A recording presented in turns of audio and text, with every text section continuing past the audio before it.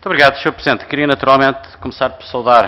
a presença do Sr. Secretário de Estado e o meu bom amigo e ex-vice-presidente que me acompanhava na anterior legislatura enquanto vice-coordenador na Comissão de Assuntos Económicos, Inovação e Energia. É com grande prazer que o temos aqui e para discutir uma matéria que nos parece que é vital em qualquer momento da história de Portugal, ainda mais vital no contexto atual que atravessamos, e daí o requerimento que foi unanimemente aprovado para termos aqui a discutir o excelente trabalho que tem desenvolvido do nosso ponto de vista em matéria de gestão da Ucrânia. E penso que a melhor forma de prestar tributo, quer à nossa amizade, quer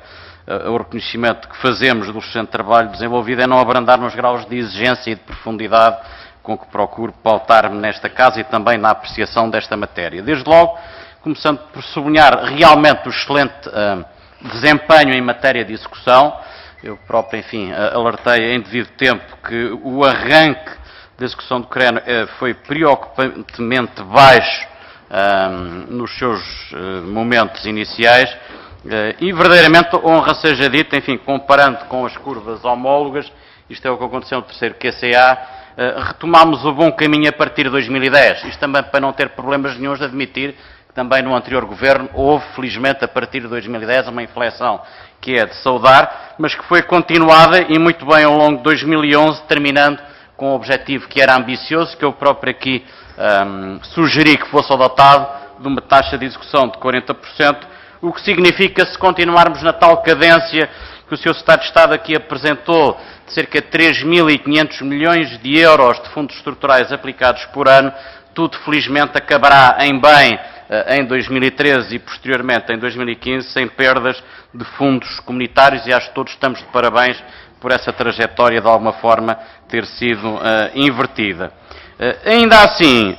olhando de uma forma mais desdobrada para o fecho do ano, há aqui alguns programas operacionais que não podem deixar-nos preocupar. Isto é, se a média é 40%, nós temos aqui o Programa Operacional do Algarve, o do Alentejo e o POVT, no que diz respeito ao Fundo de Coesão, que estão mais ou menos na casa dos 21%, 22%. E a minha questão era um bocadinho esta: que mecanismos é que estão a ser pensados para que a execução nestes programas operacionais também possa ganhar a velocidade que é imprescindível que venha a ter para que tenha o mesmo tipo de convergência.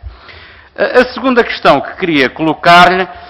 prende-se, enfim, com a circunstância de, em termos homólogos, estarmos ainda assim, enfim, com 40%, que é um número notável, mas no período homólogo estaríamos com 52% no terceiro QCA de execução, mas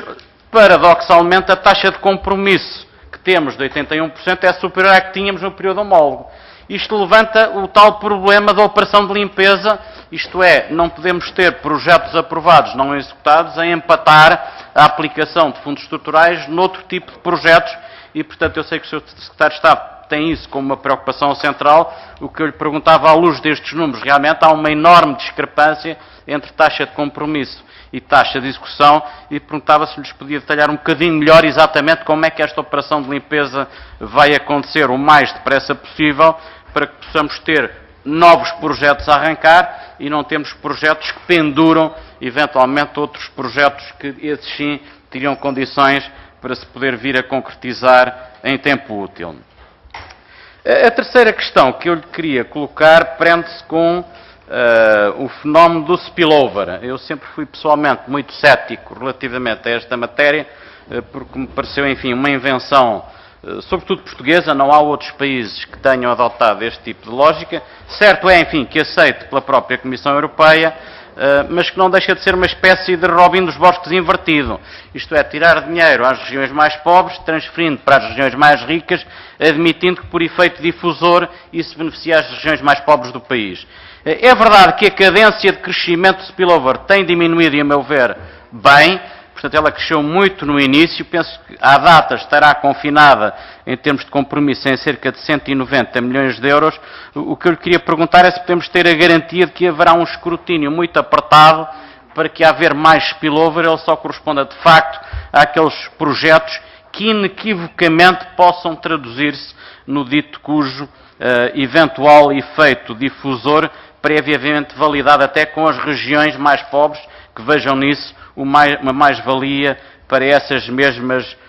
regiões, e, portanto, esta era a questão adicional que lhe queria colocar. Uma última questão, para lhe perguntar também, para além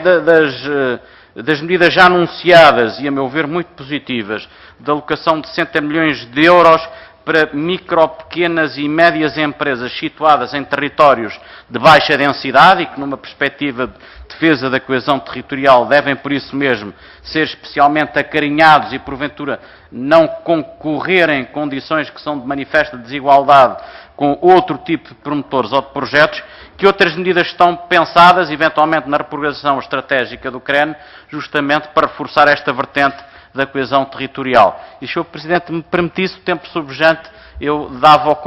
emprestava ao meu colega Luís Ramos